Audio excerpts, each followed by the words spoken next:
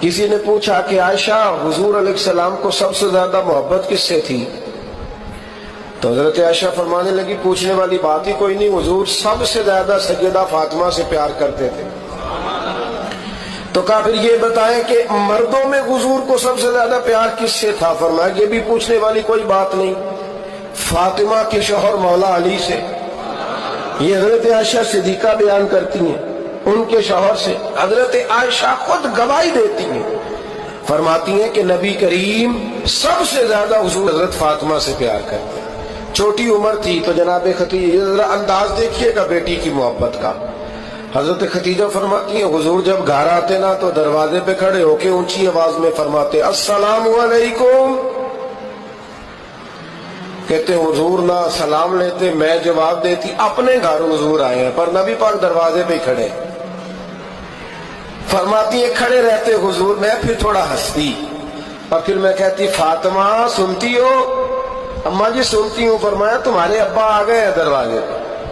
تو فرماتی ہیں جناب فاطمہ وہاں سے دوڑ کے آتی اور رسول کریم کا دروازہ کھولتی، پھر نبی پاک کو انگلی سے پکڑ کے اندر لاتی، فرماتی جب تک وہ جاتی نہیں اللہ کے رسول دروازے پہ کھڑے رہتے، وہ انگلی پکڑ کے لاتی، پھر رسول کریم انہیں گود میں بٹھا لیتے، فرماتے وہ چھوٹی چھوٹی باتیں پوچھتی اور حضور ان کے بڑے بڑے جواب دیتے۔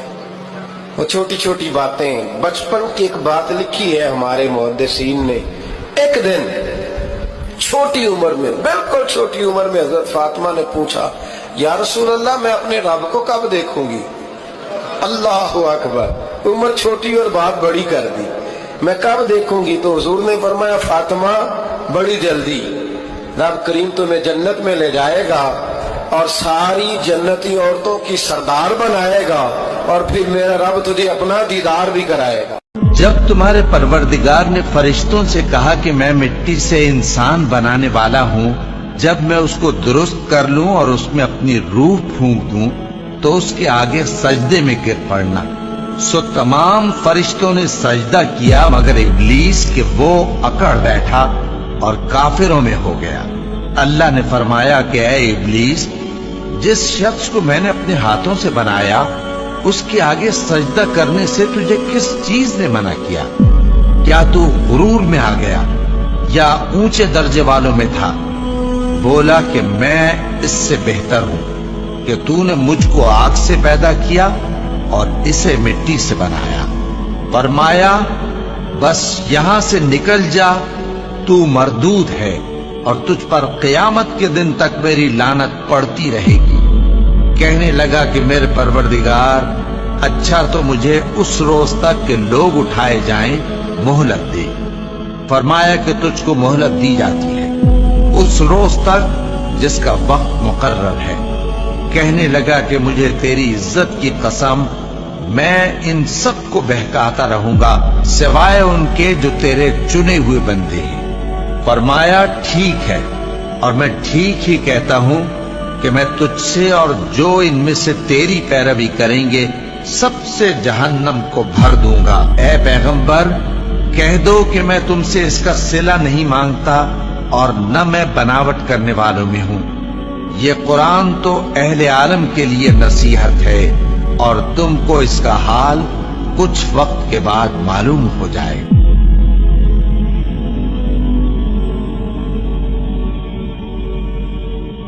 فرمایا رسول کریم صلی اللہ تعالی علیہ وسلم کے لیے جبریل جھکے تو پیروں تک اور نبی پاک علیہ السلام کے قدم چومے۔ حضرت جبریل نے حضور جاگے، اٹھایا نبی کریم کو اور کہا یا رسول اللہ رب آپ کی ملاقات کا شوق رکھتا ہے۔ حضور فرماتے ہیں مجھے اٹھا کے تو جبریل حتیم میں لے گئے اور پھر یہ بخاری کے لفظ ہے، فرمایا یہاں گلے سے لے کر ناف تک میرا سینہ کھولا، میرا دل نکالا، آب زمزم میں رکھا، اس لیے نہیں کہ نبی پاک کے دل کو برکت حاصل ہو جائے، اس لیے کہ آب زمزم کو برکت حاصل ہو جائے۔ نبی پاک صلی اللہ علیہ وسلم فرماتے ہیں میرے سامنے کھولا اور میں دیکھتا بھی رہا، دل کھل گیا، سینہ کھل گیا اور میں دیکھتا بھی رہا، اور نبی پاک فرماتے ہیں خون بھی نہیں نکلا، اس لیے کہ حضور کی حقیقت نور ہے۔ حضور اگر صرف بشر ہوتے تو کٹ بھی لگے تو خون نکل آتا ہے۔ میرے میرے رسول کریم سید عالم صلی اللہ علیہ وسلم فرماتے ہیں پھر جبریل امین مجھے براق پہ بٹھانے لگے. کچر سے چھوٹا تھا, گدھے سے بڑا تھا, اور بجلیوں کا بنا ہوا تھا. جہاں اس کی نظر جاتی تھی وہاں اس کا قدم جاتا تھا. نبی کریم فرماتے ہیں مجھے بٹھانے لگے تو میں رک گیا. میں نے کہا میں نہیں بیٹھتا. یا رسول اللہ کیا ہوا؟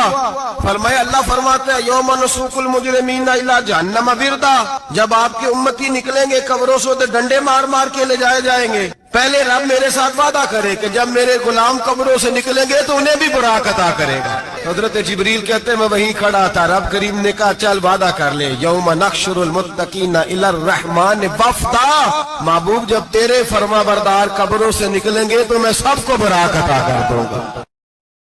بیٹیوں کی قبر پہ لکھوانا کہ روتے گر گڑاتے مر گئیں, مگر ہم نے ان کی ایک نہ سنی, بس اسے دوسروں کو سونپ دیا. اس کے ساتھ ہوئے ظلموں پر اس کو جھوٹی تسلیاں دی. اس نے کچھ کہنا چاہا تو مار کے چپ کرا دیا. اتنا ڈرایا کہ اس نے بولنا چھوڑ دیا. وہ کیا ہے نا, بیٹی بوجھ تھی ہم پر, اس لیے اس بوجھ کو اتار پھینکا. ہم نے فقط اپنی عزتوں کی پرواہ کی اور آج اس کی خواہشوں کو اس کے ساتھ دفنا. گھر سے باہر نکلو تو دماغ لے کر جاؤ, کیونکہ دنیا ایک بازار ہے. لیکن گھر کے اندر صرف دل لے کر جاؤ, کیونکہ وہاں ایک پریوار ہے. جیب میں اگر وزن ہو تو بات میں وزن آ ہی جاتا ہے, اور لوگ آپ کی بکواس بھی بڑے غور سے سنتے ہیں. اگر دکھ کے آنے پر آپ مسکرا نہیں سکتے تو آپ اپنے آپ کو سکھی کبھی نہیں بنا سکتے. رشتہ کچھ ایسا ہونا چاہیے کہ لڑائی جب دو لوگوں میں ہو تو تیسرے کو پتہ نہیں چلنا چاہیے. ہمیں نہیں آتا اپنے درد کا دکھاوا کرنا, بس اکیلے روتے ہیں اور سو جاتے ہیں. دنیا میں کچھ لوگ ایسے بھی ہوتے ہیں جو اکڑ نہیں چھوڑ سکتے لیکن رشتہ توڑ سکتے ہیں. سہارے انسان کو کھوکھلا کر دیتے ہیں اور امیدیں کمزور کر دیتی ہے. اسی لیے اپنی طاقت کے بل پر جینا شروع کرو. آپ سے اچھا ساتھی اور ہمدرد کوئی نہیں ہو سکتا. دوستوں, میری باتیں آپ کو اچھی لگی ہو تو کمنٹ میں یس ضرور لکھیں. اگلے ویڈیو میں پھر ملتے ہیں. دھنیہ واد.